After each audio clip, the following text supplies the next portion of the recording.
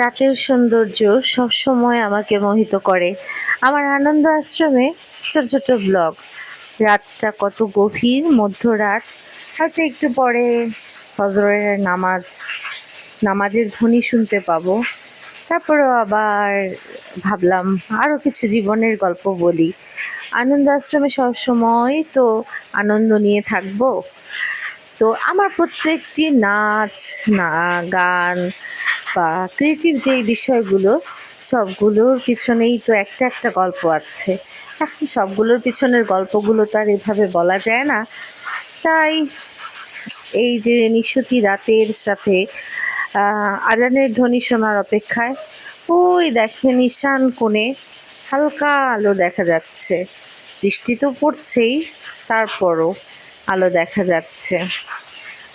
ভোর হয়ে যাবে, ঠিক তেমনি আমাদের জীবনের অন্ধকারগুলো একসময় আর থাকবে না, থাকে না। কয়দিনের গড়ায়ু নিয়ে আমরা পৃথিবীতে আসি বলেন তো? 60-70 বছরে। তারপরেও কি আমরা অতদিন বাঁচতে পারি সুস্থভাবে? তবে আমার এই সমস্ত মানুষগুলোকে কখনোই আমি মনে রাখি না, বা যখনই বলি এদের কথা তখনই দেখি বিদ্যুৎ চমকায়। তো যাই হোক, এই সমস্ত মানুষগুলোকে মনে রাখি না। ছোটবেলার ঘটে যাওয়া কষ্টের ঘটনাগুলো মনে রাখিনি, ভুলে গিয়েছি। স্টেপ বাই স্টেপ পার করে এসেছি। চাকরি জীবনে এই সমস্ত বীভৎস মানুষগুলোকে মনে রাখিনি। আবার নতুন করে নতুন পথ খুঁজে বের করেছি, নতুন পথে চলছি, নতুন ক্যারিয়ার ডেভেলপ করেছি। অল্প বিদ্যা ভয়ঙ্কর, সেখানে দেখেছি যখন একটা মানুষ একজনকে নিয়ে ভীত থাকে, মানে কর্মক্ষেত্রে বলবেন, দেখবেন তার পিছনের ব্যাকগ্রাউন্ডটা খুবই দুর্বল। তো সেই ক্ষেত্রে ছিল, আমি আমার ফেসবুক স্টোরিতে অনেক বড় গল্প দিয়েছি, কারণ আমার সাথে যে ঘটনা ঘটেছিল তৎকালীন সময়ে হারুনের ভাতের হোটেলের গল্পের মতো। এর সঙ্গে জড়িয়ে আছে অনেকগুলো মানুষ।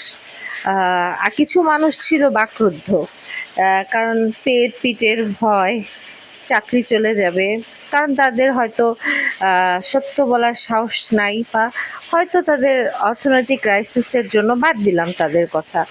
কিন্তু এই হারুনের ভাতের হোটেলের গল্প তো আমি আরে হাসতে হাসতে মনে রাখি, মানে মনে হয় মাঝে মাঝে।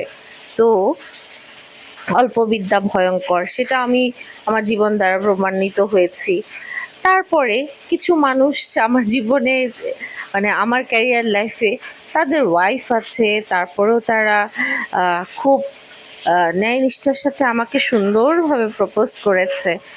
তো আমার কর্মস্থলে নিয়ম নীতি ছিল অনেক কিছু। যখন আমাকে নিয়ম নীতির কথা বলেছে, আমি কিন্তু চুপ করে বসেছিলাম। নিয়ম নীতিগুলো তখন অ্যাপ্লাই করেনি, কারণ তাদের প্রিয়জনদেরকে বসিয়েছে যেন অর্থ আত্মসাৎ করতে পারে, যেন তাদের অসৎ উদ্দেশ্য চরিতার্থ করতে পারে। এই সমস্ত কারণে সেই মানুষগুলোকে কিন্তু নিয়ম নীতির আওতায় আনেনি। অনেকেই ছিল, প্রধান কর্মকর্তা ছিল, প্রধান কর্মকর্তা বলতে সিডিপি ম্যানেজার ছিল, তারপরে হচ্ছে কি বলবো, আরও সঙ্গে যোগ দিয়েছেন প্রধান শিক্ষিকা, নতুন যে অল্প বিদ্যা ভয়ঙ্কর। আমি এগুলো এখন বলে বলে এরপর আপনাদের মানে আমাদের টাইম লাইন, তো সরি, আনন্দ আশ্রমের পেজে আসলে আমি এই নোংরা বিষয়গুলো দিতে চাই না। আমি একদিন একজনকে জিজ্ঞাসা করেছিলাম, আচ্ছা এরা কি সবসময় ভালো থাকে? আমি কেন এতটা মানে ভালো থাকতে পারি না, বা ভুলে গেলেও আবার মনে আসে? তখন একজন আমাকে বলেছিল যে তুমি একটু তাদেরকে দেখো, যে এই সমস্ত ভালো মানুষই নাটক করে, কিন্তু তাদের চেহারাটা মানুষ থেকে শয়তানের রূপ ধারণ করে। আসলে শয়তান বলতে কি বোঝায়? দুইটা দাঁত, দুইটা শিং, কালো কাপড় পরা, হাহা করে হাসছে, বা ড্রাকুলারের মতো দুইটা দাঁত, রক্ত পড়ছে, ভ্যাম্পায়ারের মতো রক্ত খাচ্ছে। হ্যাঁ, ঠিকই, এই মানুষগুলো সমাজে ভ্যাম্পায়ারের মতো অন্য মানুষগুলো রক্ত খায়, অর্থ খায়, বিভিন্ন কজ দেখায়। আমার ক্ষেত্রে ঘটেছিল, আমার কোনো একটা সাধারণ কারণ ছাড়া 3টা নোটিশের কথা ছিল, মানে যেখানে আমি কর্মরত ছিলাম। না দিয়ে আমার 2 মাসের বেতন আটকে দিয়েছিল। তারা মনে করেছিল 2 মাসের বেতন দিয়ে না দিলে আমি তাদের পায়ে পড়ব, বা তাদের সেই অনৈতিক যারা রয়েছে উপরে, সিডিপি ম্যানেজার রয়েছে, তারপরে আরও যারা রয়েছে, যে আমি যার ভীতির কারণ, যার স্ক্রিনশট মেসেজগুলো আমার মোবাইলে রয়েছে, যদি সরায়, মানে প্রতিদিন দেখতে একটা কেমন ভীতি লাগে না, ভয় না লাগলেও যদি বলে দেয়। তো আরও আছেন এখানে, প্রধান শিক্ষিকা ছিলেন অল্প বিদ্যা ভয়ঙ্কর, যেটাকে বলে, যাকে একদম গার্মেন্টস কর্মী মতো করে দেখা হতো, এক সময় ছিল কিছুই জানে না কিন্তু সব কিছুই জানে, মানে কি বলবো, বলার আর ভাষা নেই। তারপরে ধরেন আমি এই দিকটা দেখাচ্ছি কারণ এখানে আরও একজন মহামানবী থাকেন, যিনি, আমি যাকে সবসময় খুব মানে আমার কাছে অন্যরকম কল্পনায় ছিল, কিন্তু জানতে পারলাম তিনি অন্যের সংসার ভেঙে তছনছ করে নতুন করে সংসার করেছেন। ছি, তিনিও এর মধ্যে ছিলেন। আবার পুরনো বিষয়গুলো ঘাটলাম, আসলে ঘাটতে চাইনি, কিন্তু আমি বলতে চাই যে প্রত্যেকটা মেয়ের জীবনে যারা সিঙ্গেল প্যারেন্টস আছেন, সিঙ্গেল মাদার আছেন, সিঙ্গেল লেডি আছেন, তাদের প্রত্যেকটা জীবনের অনেক ঝড় আসবে, কিন্তু কখনো ভেঙে যাবেন না। কালার ব্লাইন্ডের মতো, অন্ধের মতো, যাদেরকে প্রচণ্ড বিশ্বাস করে ভালোবেসে, মানে সকাল দিন আমার গল্প শুরু থেকে শেষ পর্যন্ত বলে বিশ্বাসের জায়গা অর্জন করেছিল, যখন দেখলাম যে ছুরিটা তারাই বসালো পিঠে, তখন বিশ্বাস ভেঙে গেল। এবং এটা আমি মনে করি এটা আমার জন্য হওয়া উচিত ছিল, কারণ তাহলে আমার এই সুন্দর পথগুলো আমি দেখতে পেতাম না, সুন্দর মুহূর্তগুলোকে আমি পেতাম না। প্রত্যেকটা সময় বিভৎস মানুষগুলো ধর্মীয় স্থানে কিভাবে নোংরা মন মানসিকতা হতে পারে সেটাও আমি জানি না। যিনি ধর্মের প্রচার করছেন আর পিছনে তার নামে সমালোচনা হচ্ছে, আবার তিনি তাদেরকে হাস্যোজ্জ্বলভাবে, মানে ঢেড়া পিটিয়ে একেবারে উল্লাস করে তাদেরকে উচ্চস্থানে বসিয়ে দিচ্ছেন। খুব অবাক হয়ে তাকিয়ে থাকতাম, তবে এখন আর অবাক হয়ে তাকিয়ে থাকি না, এখন দেখি, মজা দেখি। তো যাই হোক,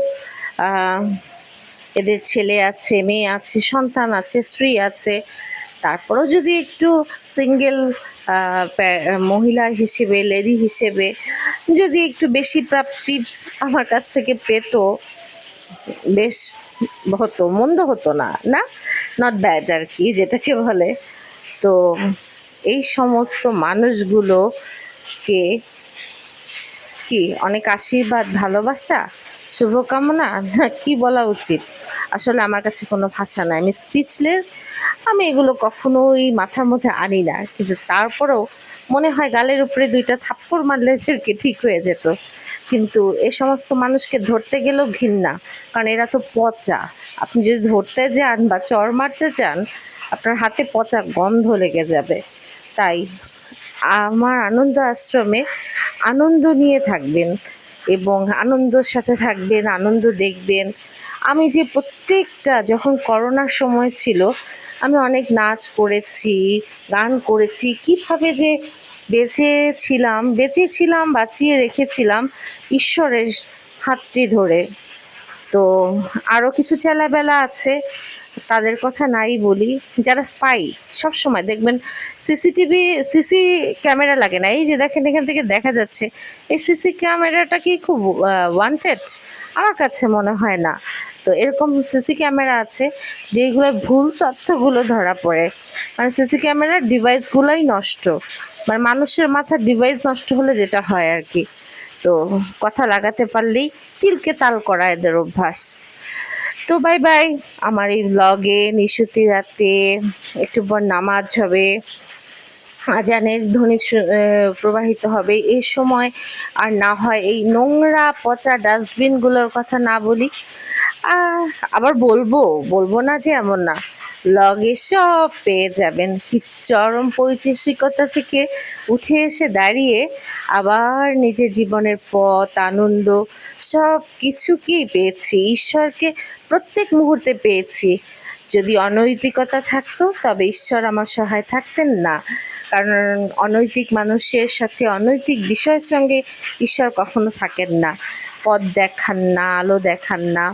আর ঈশ্বর আছেন, আর আমি ভুলেই যেতে চাই, ভুলে যাই এবং মনেই করতে চাই না, কারণ বমি বা টয়লেট এগুলোর দিকে মানুষ তাকায় না, মুখ ফিরিয়ে নেয়।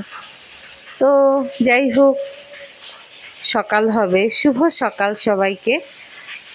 আর আনন্দ আশ্রমের সঙ্গে থাকবেন, সাবস্ক্রাইব করবেন, বেল বাটনে ক্লিক করবেন, সুন্দর কমেন্টস করবেন। প্রতিটি নারীর জন্য শুভ কামনা, প্রতিটি প্রাণ বেঁচে থাকুক আনন্দের সাথে, পরিতৃপ্তির সাথে।